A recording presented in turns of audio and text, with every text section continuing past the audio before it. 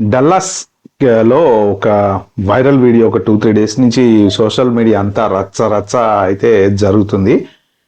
Daniel keen అని ఒక Dallas లో ఉండేటువంటి ఒక యుఎస్ అతను ఆ వీడియో రికార్డ్ చేసి ఏదో మన గణపతి ఉత్సవాలకు జరుగుతున్న టైంలో ఆ రోడ్ల మీద డాన్సులు వేస్తున్నారు, అక్కడ రోడ్డు బ్లాక్ అయిపోయింది అని చెప్పేసి వీడియో తీసి సోషల్ మీడియాలో న్యూస్ పేపర్లో అయితే ఒకటే చర్చ. ఆయన ఏమంటాడంటే, నా పిల్లలు అమెరికాలో పెరగాలి, ఇండియాలో కాదు.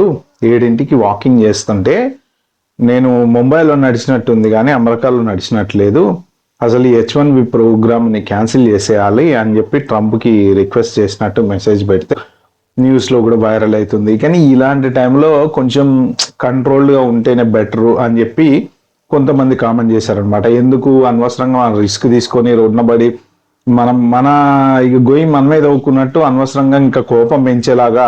ఆల్రెడీ టారిఫ్ల గోలలో ట్రంప్కి కొంచెం ఈగో దెబ్బతిన్నది. ఇండియా మీద టారిఫ్లు వేసుకుంటూ వస్తున్నాడు.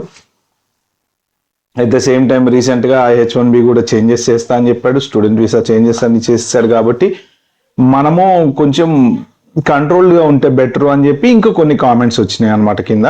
But what ever it is, కొంత ఓవర్ ఎక్స్పోజ్ అయ్యి ఇంకా గవర్నమెంట్ కోపం తెప్పించి చివరికి ఇక డిపోర్ట్ చేసుకుని పంపించుకునే స్థాయికి తెచ్చుకోకుండా ఉండడమే బెటరు.